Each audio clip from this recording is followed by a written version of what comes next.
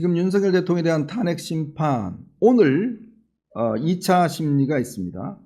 오늘 오후 2시부터 헌법재판소 심리가 있는데, 윤 대통령은 오늘 출석하기 어렵다는 입장을 해서 연기를 해달라 요청을 했는데 헌법재판소가 받아들이지 않았어요. 그래서 아마 오늘 두 번째 심리가 열릴 것 같습니다. 그러면 이제 일주일에 두 번씩 화, 목 이렇게 두 번씩 심리가 열리는 거 아니겠습니까? 근데 이제 윤석열 대통령 측에서 헌법재판소에 답변서를 제출했습니다. 근데 이 헌법재판소 가장 핵심은 뭐냐면, 자, 윤석열 대통령이 법을 어기고 헌법과 법률을 어기고 비상계엄을 선포했다. 바로 이 내용이거든요. 왜냐하면 비상계엄을 선포할 때 국무회의 심의를 거치도록 되어 있습니다. 근데 한덕수 총리가 그 국무회의 제대로 이루어지지 않았습니다 라고 이야기를 했죠. 자, 그리고 비상계엄의 요건 관련해서도 지금 과연 그러면 부정선거가 비상계엄의 요건이 되나? 그리고 국회의 어떤 이 비상계엄 해제권, 이거를 침범할 수는 없습니다. 그래서 국회에 들어가면 안 돼요. 근데 국회에 지금 군인들을 보낸 거, 이것도 지금 굉장히 위법한 여지가 있고, 그 다음에 포고령이, 이게 불법의 여지가 있다는 거죠. 포고령이라는 거는 이제 비상계엄이 이루어지면 그때부터의 법은 포고령입니다. 근데 그날 저도 이게 포고령을 보면서 완전 황당하다라는 생각이 많이 들었어요. 그날 내렸던 포고령 제1호입니다. 계엄사령부 포고령, 이게 아마 11시 반인가요? 그 좀 넘어서 발표가 됐는데, 포고령 제1호, 국회와 지방의회, 정당의 활동과 정치적 결사, 집회, 시위 등 일체의 정치 활동을 금한다. 이렇게 되어 있습니다. 요게 지금 문제가 된 거죠. 자, 여기 보시면 제가 아까 말씀드렸잖아요. 우리나라 지금 헌법에 보면 비상계엄이 일어나더라도 행정부와 사법부는 통제를 하게 되어 있습니다. 반면에 국회는 통제를 못합니다. 왜? 국회는 유일하게 비상계엄을 해제할 수 있는 권한을 가진 기관이에요. 그래서 국회의원들이 투표하라는 거 막지를 못하게 되어 있습니다. 그런데 당시 아시겠지만 국회를 봉쇄했지 않습니까? 일식으로 풀었지만 봉쇄했던 것들, 이런 것들이 이제 문제가 됐는데, 거기 아마 1호를 다시 보시면 여기 보면 국회와 지방의회라는 거 있어요. 정당의 활동. 이거는 제한할 수 없는데 이걸 했는데, 자, 이거를 이 답변서에 뭐라고 이야기했냐면, 그거 국방부 장관이, 이 김용현 국방부 장관이죠. 국회 해상권에 존재했던 예전 군사정권 때 계엄 예문을 그대로 필사에 작성한 것을 윤 대통령이 몇 자 수정한 것이다. 잘못 뺏겼다는 거예요. 잘못 뺏겨서 옛날 자료를 잘못 뺏기는 바람에 정치활동 금지 조항이 들어갔다. 이렇게 주장하고 있습니다.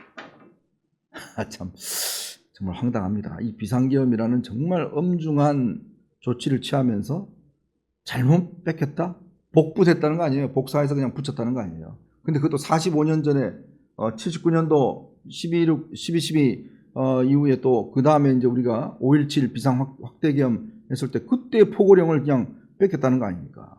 근데요, 말이 안 되는 게 윤 대통령은 그 이후에 제6공화국 때 사법시험을 본 분입니다. 그 헌법, 윤 대통령이 공부한 헌법은 6공화국 헌법, 지금 헌법이에요. 그리고 이거는 상식입니다. 법조인들은 상식이에요. 그리고 지금 국회 해상권이 없다는 건 누구보다 더 잘 알지 않습니까? 그리고 여기 보시면 이거를 지금 이 계엄에 대해서 이미 이야기가 꽤 오랫동안 진행이 되어 왔잖아요. 그런데 법조문을 한 번도 안 들여다봤다고요? 그게 말이 되는 소리입니까? 아니, 계엄이라는 엄중한 조치를 취하면서 관련 법조항을 전혀 스타디를 안 했다? 그리고 이 1항에 근거해서 당시 우원식 국회의장, 한동훈 대표, 이재명 대표 등 정치인과 법조인들을 체포 지시를 내렸어요. 바로 이 1항 때문에. 정치활동을 했다는 거. 근데 이게 뺏긴 거라고요? 잘못 뺏겼다고? 아주 황당합니다, 저는. 왜 그럼 이런 지금 주장을 할까?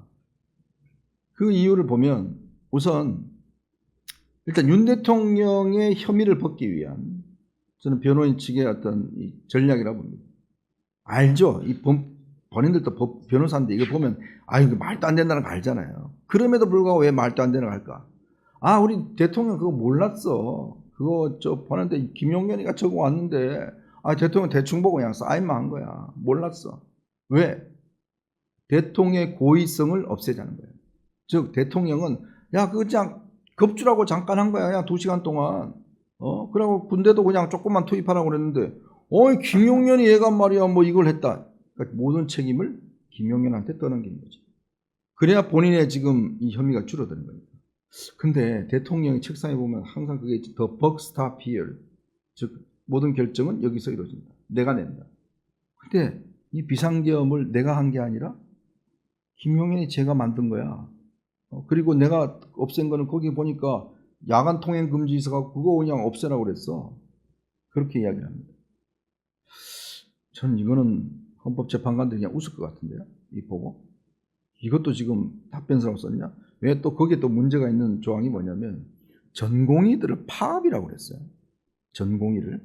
자, 전공의를 비롯하여 파업 중이거나 의료원장 이탈하는 모든 의료인은 48시간 내 본원에 복귀하여 충실히 근무해야 된다. 근데 전공의들은 파업한 게 아닙니다. 전공의들은 그만둔 거예요. 전공의들은 노조가 없어요. 그냥 계약 관계에 의해서 그냥 채용돼서 일하는 건데 사표 낸 겁니다. 그거를 어떻게 파업이라고 그래요? 그것도 맞지 않고 처단한다는 거? 이 처단이라는 의미가 굉장히 중대한 의미입니다. 거의 뭐 목을 친다는 의미 아니겠습니까? 근데 이런 입장을 냈다는 거 전 참 이해가 잘 안 되네요. 지금 결국은 윤 대통령이 변호인들이 지금 입장문을 낸 거 보면 결국 대통령은 비상계엄을 정치인들 활동을 막지 않았다 라는 지금 설명과 야 그거 저 김용현이가 만든 거고 그거 옛날 거 뺏긴 거래. 지금 이렇게 지금 항변을 하고 있는데 글쎄 이게 먹혀들까요? 저는 잘 먹혀들 것 같지가 않습니다. 어쨌건 헌법재판소는 좀 속도를 꽤 아마 낼 것 같습니다. 빠른 속도를 낼 것 같고 이거에 대한 것도 앞으로 아마 중요한 이슈가 될 것 같습니다. 네, 오늘 여러분들 몇 가지 말씀을 드렸는데 아마 오늘은 윤 대통령에 대한 이 적부심 이게 아마 꽤 뉴스가 될 것 같습니다. 아마 인용이 되든지 이 신청을 받아들이는지 아니면 그냥 기각하든지 그거에 따라서 윤 대통령의 지금 신변 문제가 아마 결론이 날 거고 그 문제가 결론이 나면 만약 적부심이 그냥 기각이 되면 바로 이제 영장 청구에 들어갈 것 같습니다. 그러면 내일 영장 실질심사가 아마 이루어질 것 같습니다. 원래 긴급 체포할 경우는 바로 그 다음 날 영장 실질심사가 있으니까 내일쯤 영장 실질심사가 이루어지면 윤 대통령 신변에 대한 어떤 문제는 뭐 그렇게 결론이 나지 않겠나 그런 생각이 듭니다. 참 어려운 시기입니다. 어려운 시기인데 하나하나 좀 매듭들이 좀 지어졌으면 하는 그런 바람을 갖고 있습니다.